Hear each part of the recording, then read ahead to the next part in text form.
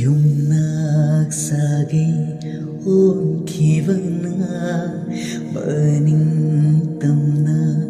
laknamdravi ningoloivigi punsini leijava fizolna mitmangda tham chahigi amuktan lakpasida ningjava watlasu ngamjaba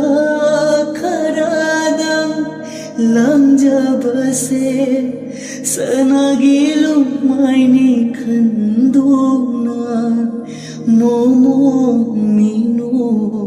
tam khoko momo mino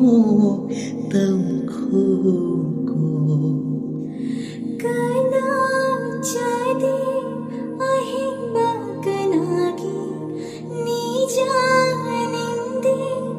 ahinba kanisu nungshiraba ibu yupan koina